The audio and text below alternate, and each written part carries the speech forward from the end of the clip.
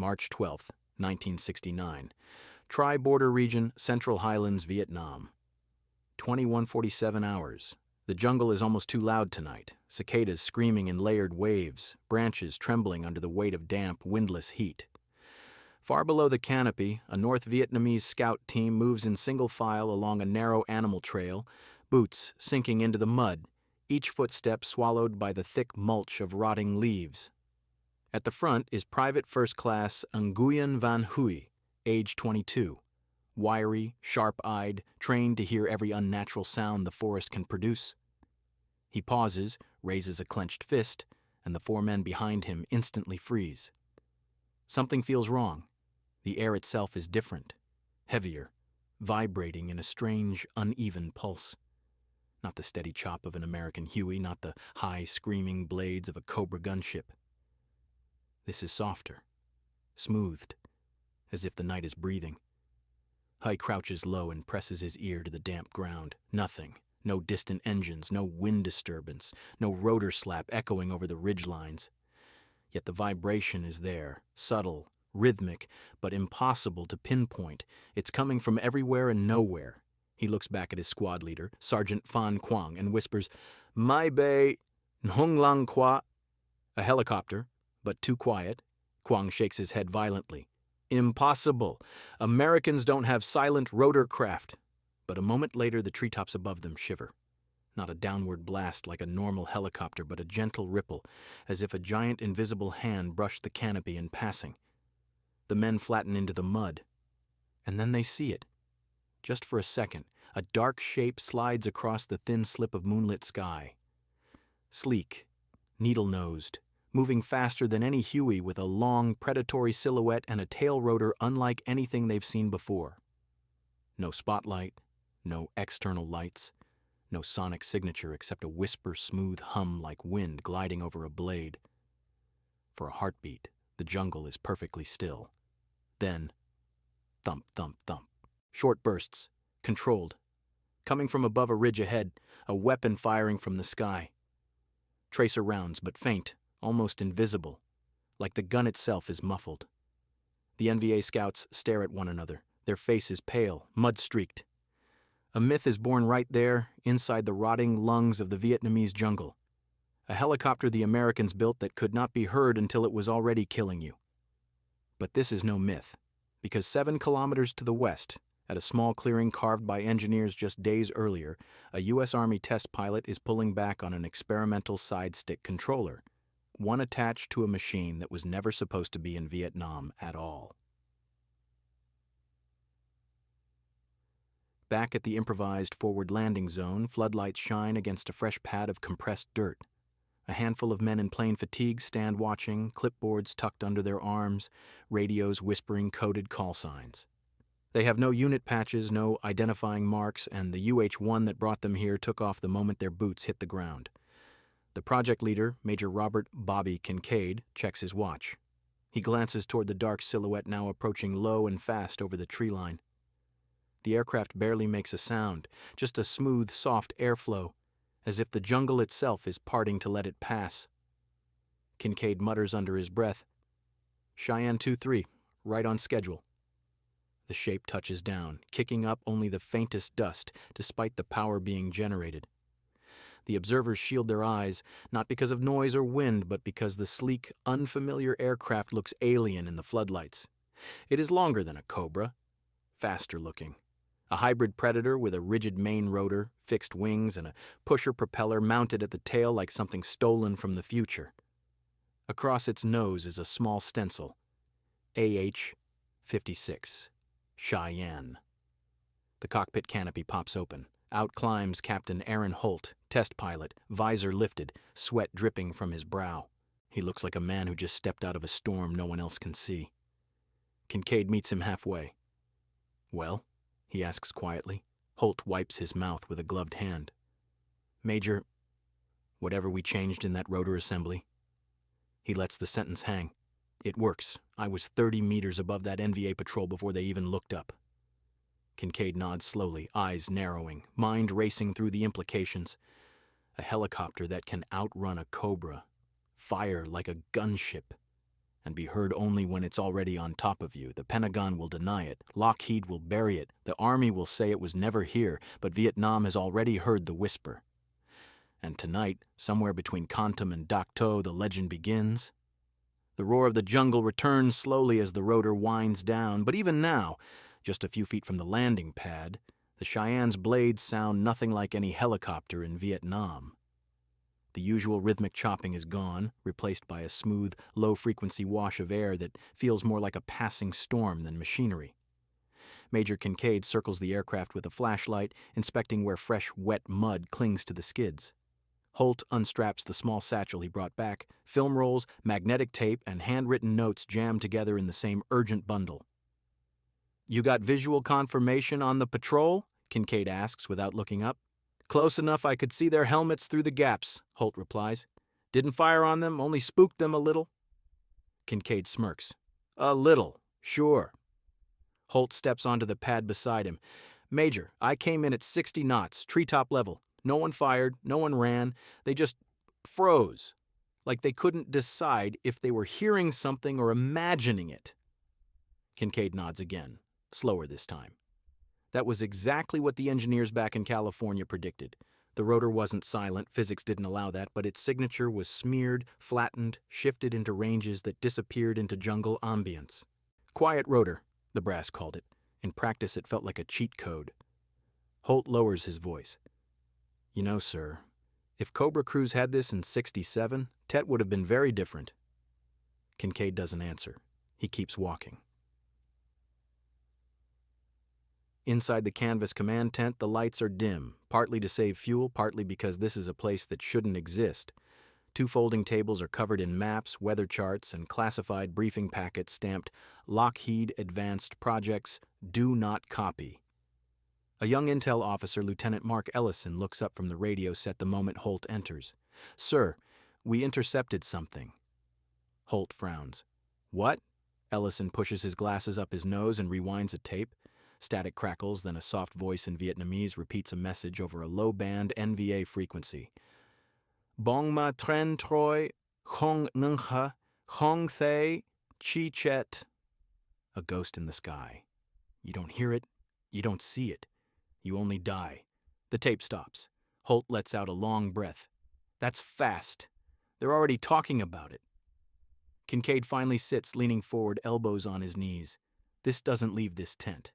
What happened tonight, every meter you flew, every second of film, every heartbeat, is buried under top-secret codings. Command wants deniable capability. Rumors work better than reports. Holt raises an eyebrow. "So, we want the NVA scared." "We want them scared of the idea," Kincaid clarifies. "A helicopter they cannot predict, cannot prepare for, cannot triangulate." He taps the map of the Ho Chi Minh Trail. "Because the enemy is adapting faster than our doctrine. The Cheyenne is insurance." Then he points at Holt's chest. "And you are the one writing the rule book." Meanwhile, deep in the tri-border forests, the NVA scouts have retreated into a hidden ravine. Sergeant Kwong kneels beside a fallen log, lighting a small filtered flashlight no bigger than a thumb. The men whisper among themselves, voices shaking. Private High sits with his back against a tree, rifle across his knees. He keeps scanning the sky. He can't shake the image. The shadow gliding over the moon. No blade chop. No approach sound. Just a ghost passing. Kwong writes a brief report on a weather-worn notepad. Enemy aircraft. Unknown type. No noise. Possibly new American design. Moves like a bird of prey. He hesitates, then adds, "Fear effect significant." He knows his commanders won't like that phrasing, but it's the truth. The Americans have created something that violates the unwritten rules of jungle warfare. Helicopters are supposed to warn you. They are supposed to thunder, to shake leaves and vibrate the ground, to give defenders those few precious seconds to flee, hide, or return fire. This one gives nothing. Hai finally whispers, "Sergeant." "What if it comes back?" Kwong doesn't answer, because he has no answer. Back at the landing zone, Kincaid stands once more beside the Cheyenne's tail. He places a hand on the experimental rotor housing, the part containing the noise suppression modifications. It's still warm. "Lockheed thinks this is the future of air cavalry," he says quietly. Silent approach, high-speed attack, precision gunship capability. A machine that ends ambushes before they start. Holt removes his gloves. And Washington? Kincaid sighs. Washington thinks everything is too expensive. For a moment, both men simply stare at the sleek Predator resting in the wash of the floodlights. It looks unreal, too modern, too dangerous, too ahead of its time. But tonight proves something. The enemy fears what they cannot understand. And the Cheyenne, this version, cannot be understood. Not yet. March 14th, 1969.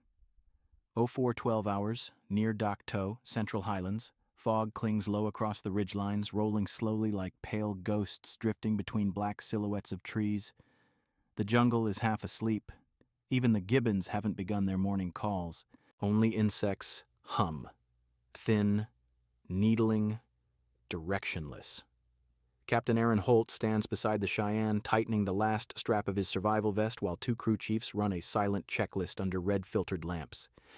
Their movements are fluid, rehearsed. They've been told this mission doesn't exist, their aircraft doesn't exist, they themselves barely exist outside the perimeter of this damp clearing. Major Kincaid approaches with a folded map tucked under his arm. You'll shadow a suspected NVA signal platoon here, Kincaid says, tapping the area just north of Fire Support Base Quang Tri-Delta. SIGINT thinks they're relaying coordinates for incoming mortar teams. If we can confirm their position, artillery can clean up the rest. And the Cheyenne? Holt asks. Kincaid's tone turns colder. We do not engage. We observe. Record rotor signature, radar return, and acoustic detection ranges. Holt smirks. So basically, sneak up behind them and let the Pentagon know whether we're ghosts or not. Kincaid doesn't smile. Exactly. The crew chiefs step back. The Cheyenne's canopy lowers with a hydraulic hiss. Holt straps in, flips the battery master, and the cockpit gently glows to life in amber lighting. A faint hum fills the air as the rotor begins moving, slow, barely there rotations that build without the usual thumping resonance. It sounds like wind brushing tall grass. The crew chiefs instinctively lean closer, amazed every time. Holt pulls in light collective. The aircraft lifts, silent, smooth, parting the fog instead of cutting through it. Within seconds, the Cheyenne disappears into the pre-dawn darkness. 20 kilometers north, Sergeant Quang's unit advances cautiously along a thin ridgeline. The NVA scouts have been awake all night, nerves stretched thin, convinced the ghost craft will return. Private Hui walks third in line, eyes darting constantly to the sky. But it's the ground that betrays the Cheyenne first. A faint tremor. So soft, Hui thinks it's his heartbeat. He stops, breath caught in his throat. Sergeant, he whispers. Quang raises his hand, signaling halt. The men freeze. They crouch low, rifles up, ears straining. Nothing. No rotor, no wind, no engine. Just the faintest trembling in the leaves, like distant thunder muffled inside cotton. Quang mouths silently, "It's here." The men scatter under thick foliage, hearts pounding, but above them, unseen in the breaks of fog, Holt flies at 45 knots, slow, controlled, unbelievably stable. The Cheyenne's gyro stabilization and rigid rotor keep it from drifting. He eases the aircraft sideways, banking slightly, scanning the treetops with infrared. And there, small heat signatures moving through the brush. Got them, Holt whispers into his mic. 5, maybe 6. Mist is making the IR messy, but they're there. He flips a switch. The nose turret camera rolls. For 3 minutes, the Cheyenne hovers, no more than 70 meters overhead, like a predatory bird suspended in midair. The NVA scouts don't move. They barely breathe. The jungle seems to swallow the helicopter whole. Then Holt gives a gentle input on the pusher prop, and the Cheyenne glides forward, fast. Inside the test tent back at the hidden base, Lieutenant Ellison watches the telemetry feed on a small green radar scope. Something is bothering him. Kincaid, look at this. Kincaid leans over his shoulder. What am I looking at? The NVA group isn't reacting. They're not spreading out. They aren't firing. They aren't even... Ellison hesitates. They aren't running. Kincaid frowns. They don't know he's there. Ellison looks back at the scope. Exactly. They can't even guess.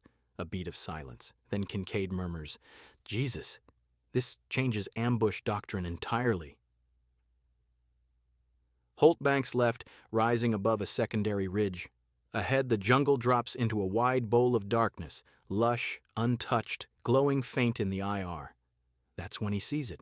A second cluster of heat signatures, larger, stationary.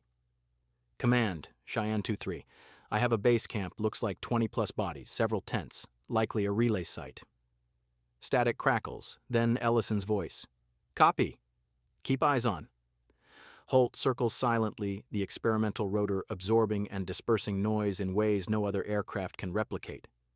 Below, the NVA soldiers settle into morning routines, lighting cook fires, stretching, unshouldering supplies, completely unaware that death is circling above them like a phantom. Holt flips his left side stick forward, the pusher prop accelerates him smoothly, and that's when something unexpected happens. A lone NVA guard steps out from behind a tent. He pauses. He stares upward, not because he hears anything, not because he sees anything, but because for a split second, the fog separates and the silhouette of the Cheyenne crosses a lighter patch of sky. The guard freezes, mouth open, eyes widening. Holt sees him through the canopy.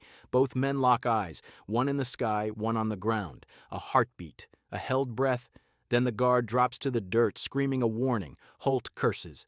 Command! I've been spotted! But even as he speaks, he knows something is strange. The camp doesn't scramble like it should. Soldiers look around in confusion. Some stare upward, some point rifles into empty space, not sure where to aim. Because though they know something is above them, they still can't hear it.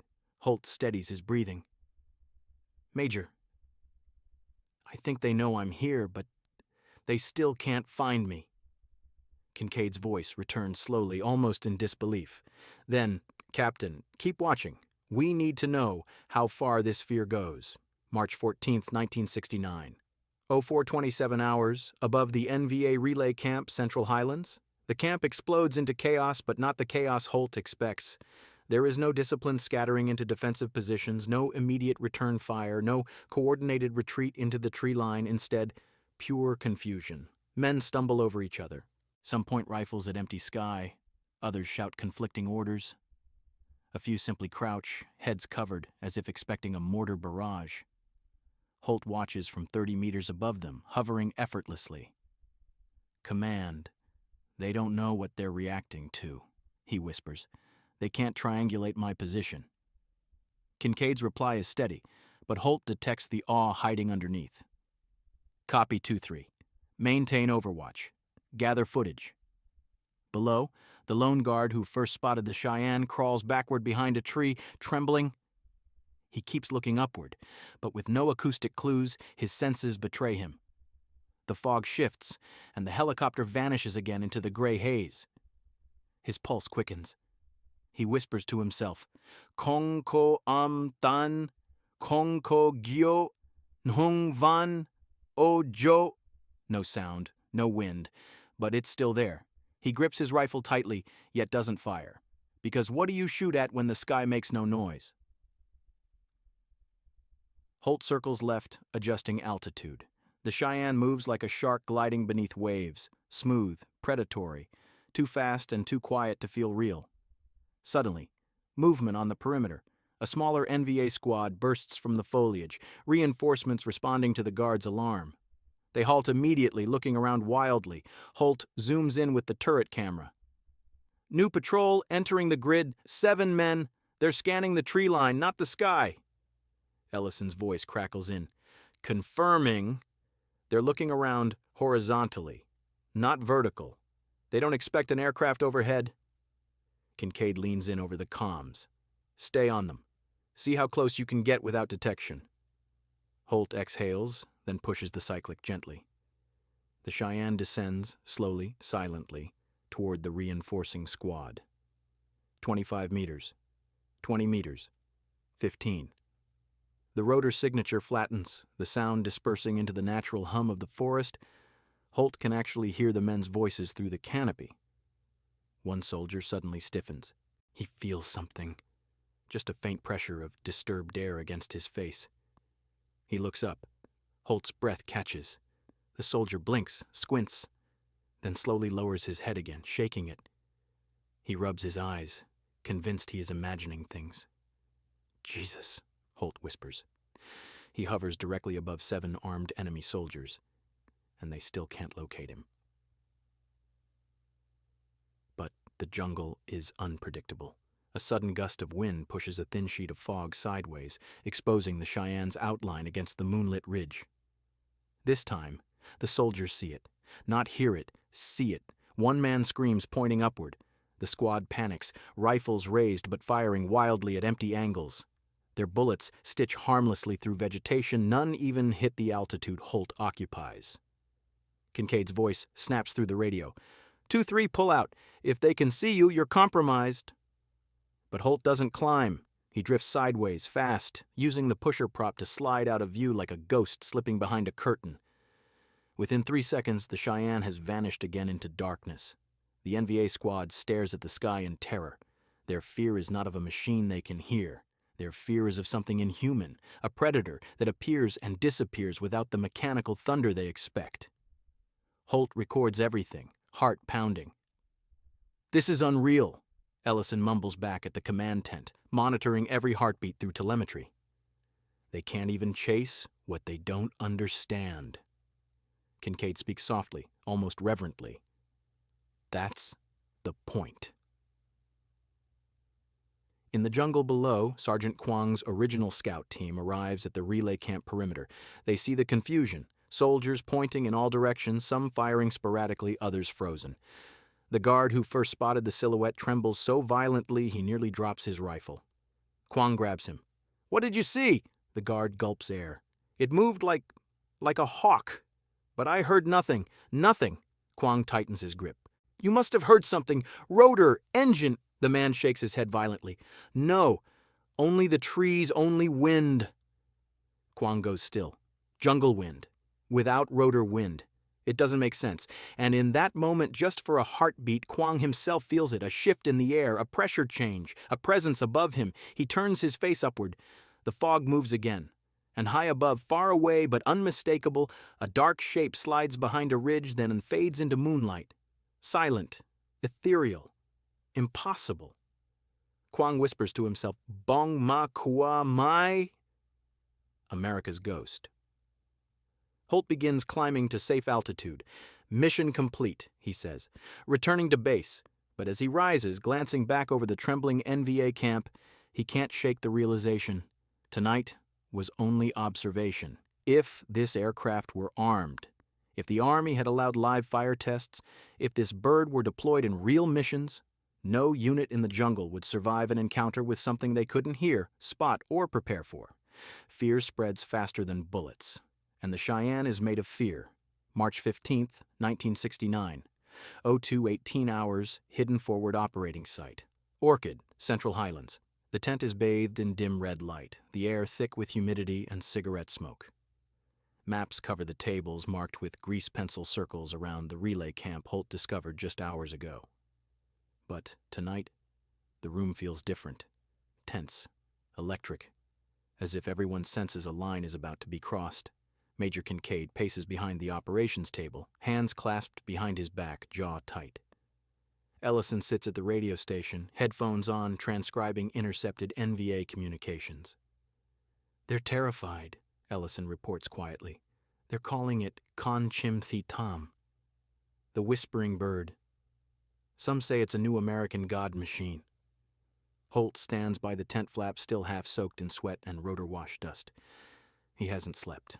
The images from the mission replay over and over in his mind. The confusion, the panic, the way those soldiers stared into the sky like men seeing a myth take form. Kincaid finally stops pacing. "We're doing a second sortie." Holt looks up sharply. "Sir, with respect, what? The jungle's awake. They're expecting something."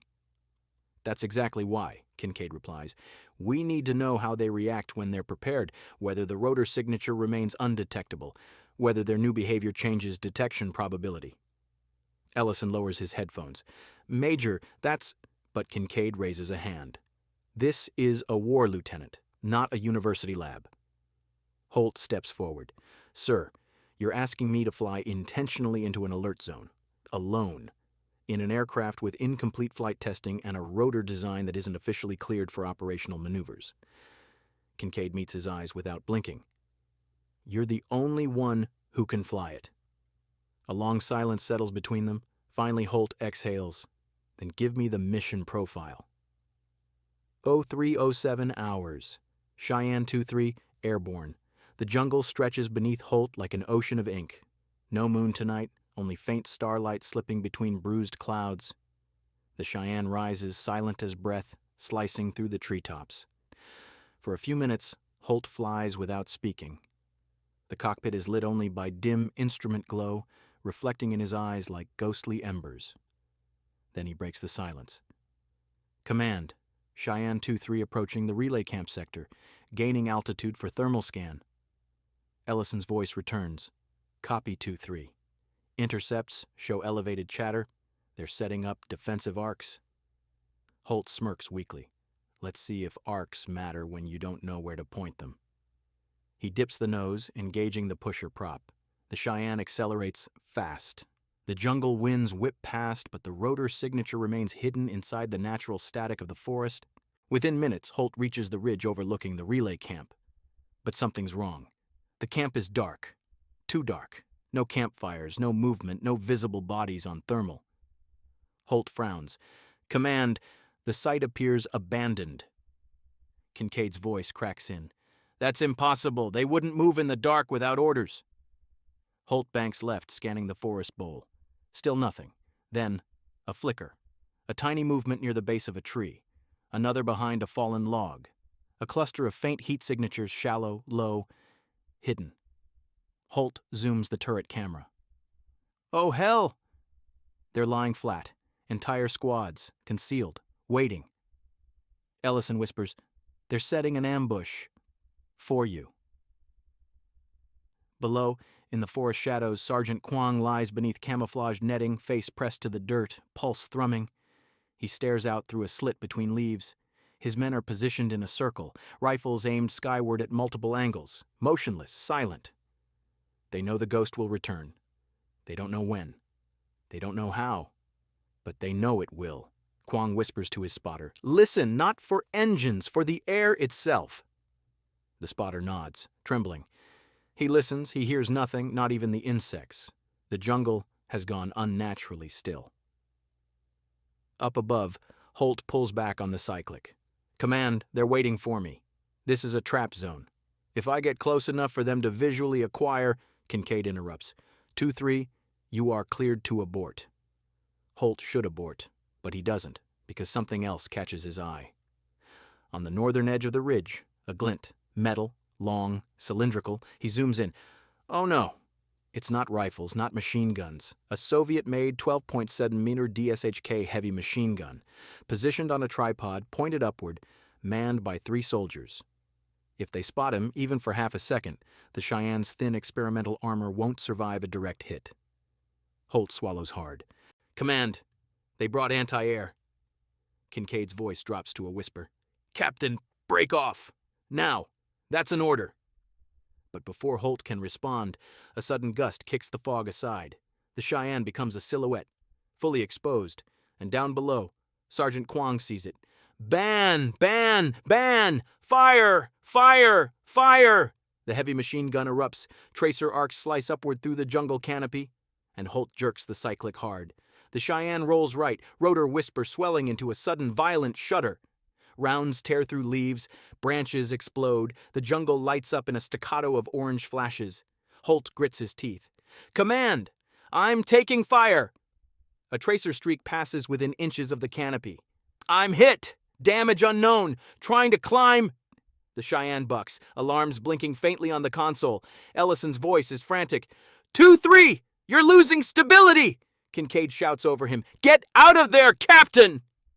But the jungle is rising fast, too fast. Tree trunks whipping past. Holt fights the stick, eyes wide, breath ragged. Come on! Come on!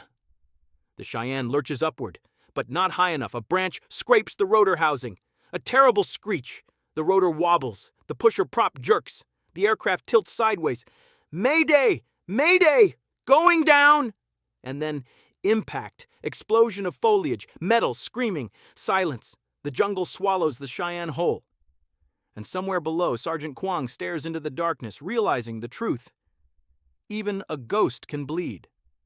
March 15th, 1969. 02:31 hours. Crash site, Central Highlands. The jungle is a living creature.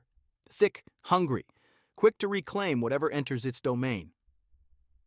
As the Cheyenne crashes through the canopy, branches shatter like bones, vines coil around metal, and the ground erupts in a bloom of dirt and shredded foliage. Then, silence. No explosion, no fireball, just the groan of compressed steel settling into the mud. Inside the twisted cockpit, Captain Aaron Holt hangs in his harness, dazed, blood trickling down his temple. The cracked canopy glows faintly from sparking wires overhead. He blinks, breath ragged. Everything is tilted sideways. His legs are pinned. His left arm won't move, but he's alive. The Cheyenne, miraculously, did not detonate on impact. Holt coughs, tasting iron. He forces air into his lungs. "Command, this is 2-3. He tries to reach the mic, fingers trembling. "Bird is down. Coordinates unknown." Only static answers him. The radio mast must have snapped. He's alone. 02:34 hours. 150 meters downslope. Sergeant Quang moves cautiously through the trees, rifle aimed ahead. His unit advances in a staggered line, stepping over vines and shattered branches, hearts slamming against their ribs. Quang signals halt and kneels beside a chunk of rotor blade embedded in a tree trunk. He runs his fingers over the smooth composite material. This is unlike any helicopter they have ever seen. He motions for his men to follow quietly. They push deeper through the foliage. Then the jungle opens into a small clearing. And there it is. The ghost, broken, twisted, half buried in vines and soil. Its sleek nose is crushed against a fallen log. The tail pusher prop is mangled. One rotor blade lies snapped in half like a giant's discarded toy. The men stare, eyes wide. It is both terrifying and beautiful, like a winged predator brought down by the hand of a god. Quang approaches cautiously, rifle raised. He hears a groan. A man is alive inside. 02:36 hours inside the cockpit. Holt hears footsteps, multiple, soft, measured, closing in. He knows instantly who they belong to. Enemy scouts. He tries to free himself, but pain lances up his ribs. The left side of the cockpit is crumpled inward, trapping his leg. Hydraulic fluid drips from above, mixing with sweat on his face. A shadow passes over him. A figure leans close. Holt freezes. The NVA scout's face comes into view through the shattered canopy. Private High. Holt's heartbeat hammers against his ribs. High stares into the cockpit, breath catching. This is the pilot of the Whispering Bird, the man inside the ghost. He raises his rifle, then hesitates. Holt's eyes meet his. No hatred, just exhaustion, fear, a mutual recognition of men trapped inside a war neither asked for, but Hoy's finger tightens anyway. Then a quiet command cuts through the tension. "Kong Ban, don't shoot." Sergeant Quang steps forward. "We take him alive." Hui lowers his rifle, trembling. The ghost is mortal after all. Quang gives a final order. "Search the wreck. Save anything that proves this machine exists." 03:12 hours. Hidden forward operating site. Orchid. Kincaid slams his fist into the map table. "Where's the locator beacon?" Ellison's face is pale under the red lights. "It never activated, sir. Telemetry shows the beacon line severed on impact." "God damn it!" Kincaid storms toward the exit. "Sir!" Ellison calls out. "We can scramble a UH-1 rescue team." "No!" Kincaid snaps. "Too loud, too visible. They'll never get there in time." He stops, grips the tent pole, breath shaking. A test pilot is down. A prototype that officially doesn't exist is now in enemy hands, and the Pentagon will scorch the earth before letting this machine be photographed. He turns sharply. "Wake everyone! Get the LRRP teams ready! We move before dawn!" Ellison nods, already reaching for the field phones. Kincaid whispers to himself, "Aaron, hold on." 04:01 hours. Back at the wreck, NVA scouts gather equipment from the cockpit. Cameras, film, note packets, the experimental rotor dampening plates. Everything they don't understand, they pack into rucks. Quang ties Holt's hands loosely, not cruelly, but firmly. You killed none of us, Kwang says softly in broken English, so we kill none of you. Holt exhales. It's the closest thing to comfort he'll receive tonight. They drag him from the wreck. The moment his boots hit the dirt, the pain nearly drops him, but he forces himself upright. The ghost bird is dead in the clearing behind him, and its pilot has become a rumor made flesh. 05:13 hours. U.S. LRRP team Ghost Knife, approaching the crash site. 6 men move silently through the forest, faces painted, rifles ready. Their leader, Staff Sergeant Raymond Edge Corcoran, glances at the broken treetops ahead.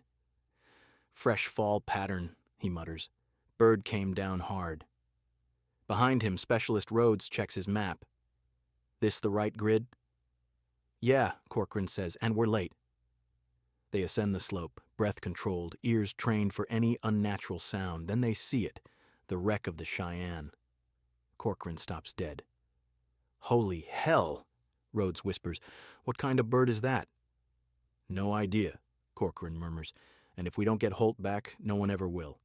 He scans the ground, footprints, blood drops, drag marks. Trail's fresh. They're moving north. Corcoran raises his rifle. All right, Ghost Knife, we go get our man, and we burn that airframe to ash. The jungle swallows them as they sprint into the trees. That morning, a legend begins its transformation, from a whispering silhouette in the night to a forbidden crash site, to soldiers talking in hushed voices about a ghost helicopter the Americans denied ever existed. A machine too quiet for war, too experimental for Washington, too terrifying for the jungle. Its service never recorded, its missions never logged, its pilot's name erased from official statements. But in the Central Highlands, every NVA scout has seen the truth.